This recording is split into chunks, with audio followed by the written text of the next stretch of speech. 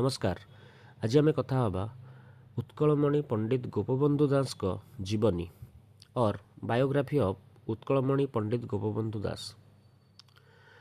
गोपबंधु दास ओडिशार जड़े महान स्वाधीनता संग्रामी थिले। सी एकाधारे स्वाधीनता संग्रामी, समाज संस्कारक, प्रतिभावान कवि एवं सांबादिक मध्य थिले। ओडिशार साहित्य, राजनीति एवं समाज क्षेत्र में तांकर अवदान अतुलनीय। सेथिपाई तांकु उत्कलर मणि माने ओडिशार रत्न उपाधि रे भूषित करा जायथिला। तांकर जन्म 1887 मसीहा रे पुरी रे होइथिला। पुरीर सुआंड ग्राम रे होइथिला। पितांक नाम थिला दैतारी दास एवं मातांक नाम थिला स्वर्णमयी देवी।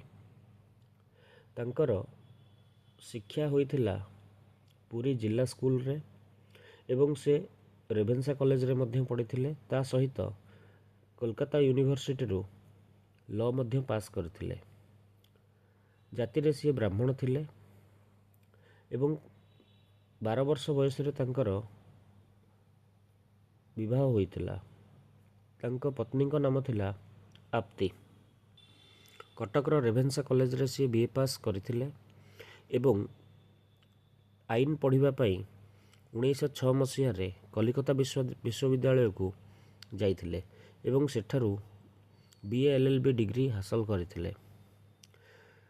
शिक्षा समाप्त परे से पुरी एवं कटक रे वकिलाती आरंभ करथिले।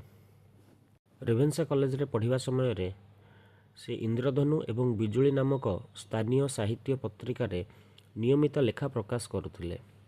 सेथिरे से जुक्ति बाढ़ीथिले जे कौनसी आधुनिक जाति परी कौनसी आधुनिक साहित्यर आंदोलन पुराणा साहित्य सहित संपूर्ण संपर्क छिन्न करि पारिबो नाही, बरं निजर अतीत को स्वीकार करी एवं ता उपरे आधारित होई रहिबा उचित।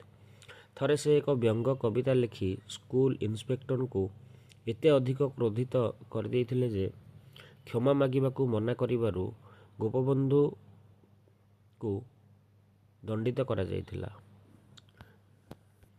रेभेन्सा रे पढ़िबा समय रे ही गोपबंधु तांकर सांग ब्रजसुंदर दास एवं लोकनाथ पट्टनायक सहित मिसी कर्तव्य बोधिनी समिति नामक एक आंदोलन आलोचना चक्र आरंभ करथिले, जेउथिरे सेमाने सामाजिक, अर्थनैतिक एवं राजनैतिक समस्या उपरे विचार करुथिले।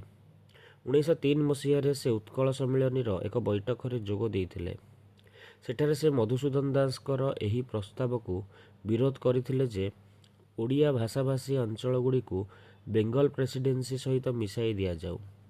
यही सब कार्यकलाप एवं बन्या पीड़ित माननकु साहाय्य करिवार आदि कार्य तांको पाठपढ़ा उपरे प्रभाव पकाइथिला एवं से प्रथम थर डिग्री परीक्षा रे उत्तीर्ण होई पारि नथिले, किंतु द्वितीय प्रचेष्टारे से निजर बीए डिग्री हासिल करथिले।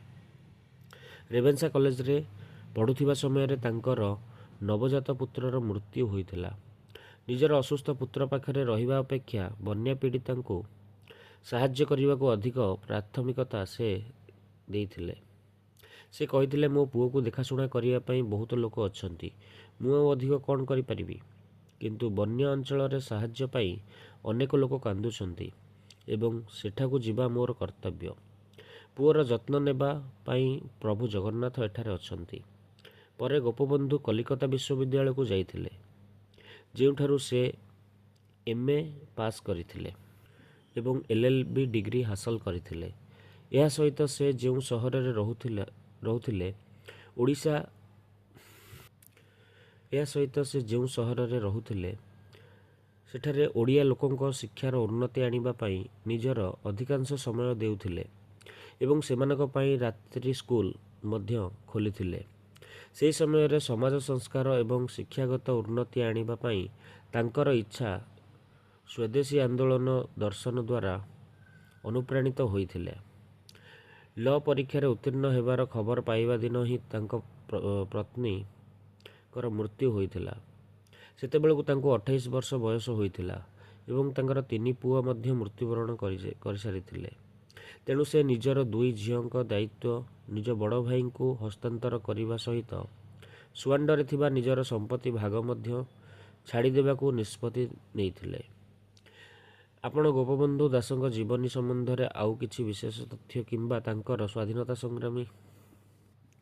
ଗୋପବନ୍ଧୁ ଦାସ ଓଡ଼ିଶାର ବାଲେଶ୍ୱର ଜିଲ୍ଲାର ନୀଳଗିରିଠାରେ ଶିକ୍ଷକ ଭାବରେ ତାଙ୍କର ପ୍ରଥମ ଚାକିରି ଆରମ୍ଭ କରିଥିଲେ। ଏହାପରେ ସେ ଜଣେ ଓକିଲ ହୋଇଥିଲେ, ଯାହା ବିଭିନ୍ନ ସ୍ଥାନରେ ପୁରୀ ଏବଂ କଟକ ଭିତ୍ତିକ ବୋଲି ବର୍ଣ୍ଣନା କରାଯାଇଅଛି। ଗୋପବନ୍ଧୁ ଦାସ ବାଲେଶ୍ୱର ଜିଲ୍ଲା ନୀଳଗିରିଠାରେ ଶିକ୍ଷକ ଭାବରେ ତାଙ୍କର ପ୍ରଥମ ଚାକିରି ଆରମ୍ଭ କରିଥିଲେ। ଏହାପରେ ସେ ଜଣେ ଓକିଲ ହୋଇଥିଲେ। 1909 ମସିହାରେ ମଧୁସୂଦନ ଦାସ ତାଙ୍କୁ ମୟୂରଭଞ୍ଜ ଗଡ଼ଜାତ ରାଜ୍ୟର ରାଜ୍ୟ ସରକାରୀ ଓକିଲ ଭାବରେ ନିଯୁକ୍ତି କରିଥିଲେ। 1909 ମସିହାରେ ସାକ୍ଷୀଗୋପାଳଠାରେ ସେ ସତ୍ୟବାଦୀ ବନ ବିଦ୍ୟାଳୟ ପ୍ରତିଷ୍ଠା କରିଥିଲେ। ଏହା ଗୁରୁକୁଳ ପରମ୍ପରା ଉପରେ ଆଧାରିତ ଥିଲା। 1919 ମସିହାରେ ସେ ଦ ସମାଜ ସମ୍ବାଦପତ୍ର ପ୍ରତିଷ୍ଠା କରିଥିଲେ, ଯାହା ଆଜି ମଧ୍ୟ ଓଡ଼ିଶାର ଏକ ପ୍ରମୁଖ ଖବରକାଗଜ। ସେ ଓଡ଼ିଶା ପ୍ରଦେଶ କଂଗ୍ରେସ କମିଟିର ପ୍ରଥମ ସଭାପତି ହୋଇଥିଲେ 1920 ମସିହାରେ ଏବଂ ଅସହଯୋଗ ଆନ୍ଦୋଳନରେ ଯୋଗ ଦେଇ ଜେଲ୍ ଯାଇଥିଲେ। ଗୋପବନ୍ଧୁ ଜଣେ ଉଚ୍ଚକୋଟୀର କବି ଥିଲେ। ଜେଲରେ ଥିବା ସମୟରେ ସେ ଅନେକ କାଳଜୟୀ କବିତା ରଚନା କରିଥିଲେ। ଉଦାହରଣ ସ୍ୱରୂପ କାରା କବିତା, ବନ୍ଦୀର ଆତ୍ମକଥା, ଧର୍ମପଦ, ଅବକାଶ ଚିନ୍ତା ଇତ୍ୟାଦି। ତାଙ୍କର ଏକ ପ୍ରସିଦ୍ଧ ପଂକ୍ତି କବିତାରୁ ଆଧାରିତ, ଯାହାକି ମିଶୁ ମୋର ଦେହ ଏ ଦେଶ ମାଟିରେ, ଦେଶବାସୀ ଚାଲି ଯାଆନ୍ତୁ ପିଠିରେ, ଦେଶର ସ୍ୱରାଜ ପଥେ ଯେତେ ଗାଡ଼, ପୁରୁ ତହିଁ ମୋର ମାଂସ ହାଡ଼। ଏହା ବହୁତ ପ୍ରସିଦ୍ଧି ଲାଭ କରିଥିଲା। ମାତ୍ର 50 ବର୍ଷ ବୟସରେ 1928 ମସିହାରେ ଏହି ମହାନ ଜନନାୟକଙ୍କ ପରଲୋକ ଘଟିଥିଲା। ତାଙ୍କର ତ୍ୟାଗ ଓ ଦେଶପ୍ରେମ ଆଜି ବି ପ୍ରତ୍ୟେକ ଓଡ଼ିଆର ହୃଦୟରେ ଅମର ହୋଇ ରହିଛି। ଓକିଲାତିରେ ଆଗ୍ରହ ନଥିବାରୁ ଗୋପବନ୍ଧୁ ନିଜର ଓକିଲାତି ଛାଡ଼ି ଲୋକଙ୍କ କଲ୍ୟାଣ ପାଇଁ କାର୍ଯ୍ୟ କରିଥିଲେ। 1909 ମସିହାରେ ଗୋପବନ୍ଧୁ ଦାସ ପୁରୀ ନିକଟସ୍ଥ ସାକ୍ଷୀଗୋପାଳରେ ଏକ ବିଦ୍ୟାଳୟ ପ୍ରତିଷ୍ଠା କରିଥିଲେ। ସାଧାରଣତଃ ସତ୍ୟବାଦୀ ବନ ବିଦ୍ୟାଳୟ ନାମରେ ଏହା ପରିଚିତ। ବର୍ତ୍ତମାନ ଏହି ସ୍କୁଲଟି ସତ୍ୟବାଦୀ ହାଇସ୍କୁଲ ସାକ୍ଷୀଗୋପାଳ ଭାବରେ ଖୁବ୍ ପରିଚିତ, କିନ୍ତୁ ଗୋପବନ୍ଧୁ ଦାସ ଏହାକୁ ୟୁନିଭର୍ସାଲ ଏଜୁକେସନ ଲିଗ୍ ବୋଲି କହୁଥିଲେ। ଏହା ଡେକାନ ଏଜୁକେସନ ସୋସାଇଟି ଦ୍ୱାରା ଅନୁପ୍ରାଣିତ ହୋଇ ଗୁରୁକୁଳ ପରମ୍ପରାରେ ଚାଲିଥିଲା। ରକ୍ଷଣଶୀଳ ବ୍ରାହ୍ମଣମାନଙ୍କ ବିରୋଧ ସତ୍ତ୍ୱେ ଏହା ବିନା ଭେଦଭାବରେ ଉଦାର ଶିକ୍ଷା ପ୍ରଦାନ କରିବାକୁ ଲକ୍ଷ୍ୟ ରଖିଥିଲା।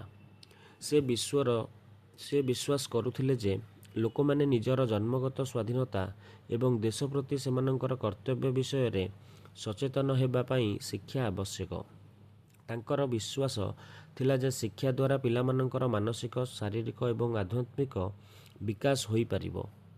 ଏହି ବ୍ୟବସ୍ଥାରେ ସବୁ ଜାତି ଏବଂ ପୃଷ୍ଠଭୂମିର ପିଲାମାନେ ଏକାଠି ବସିବା, ଏକାଠି ଖାଇବା ଏବଂ ଅଧ୍ୟୟନ କରିବାର ସୁଯୋଗ ପାଉଥିଲେ।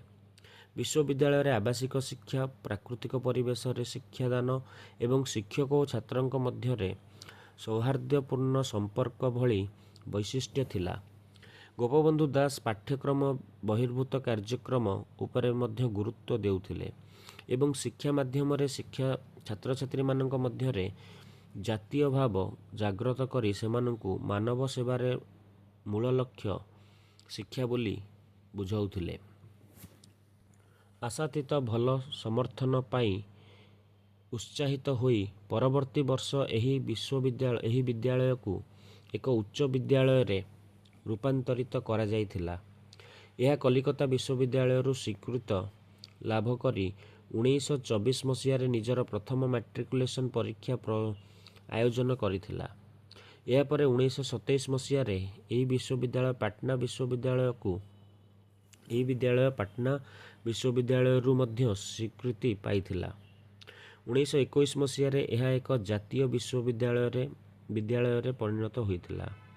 ଏହି ବିଦ୍ୟାଳୟଟି ଆର୍ଥିକ ସମସ୍ୟାର ସମ୍ମୁଖୀନ ହୋଇ ଶେଷରେ 1926 ମସିହାରେ ବନ୍ଦ ହୋଇଯାଇଥିଲା। ଅନ୍ୟ କ୍ଷେତ୍ରରେ ବ୍ୟସ୍ତତା କାରଣରୁ ଗୋପବନ୍ଧୁ ଦାସ ଏଠାରେ ଅଧିକ ଶିକ୍ଷାଦାନ କରିପାରୁନଥିଲେ, କିନ୍ତୁ ସେ ଏହାର ମ୍ୟାନେଜର ଭାବରେ କାର୍ଯ୍ୟ କରୁଥିଲେ। ସେ ଏଥିପାଇଁ ପାଣ୍ଠି ସଂଗ୍ରହ କରିବା, ପାଠ୍ୟକ୍ରମକୁ ମାର୍ଗଦର୍ଶନ କରିବା ଏବଂ ଛାତ୍ରଛାତ୍ରୀଙ୍କୁ ଆକର୍ଷିତ କରିବା ପାଇଁ ମଧ୍ୟ ଉଦ୍ୟମ କରୁଥିଲେ।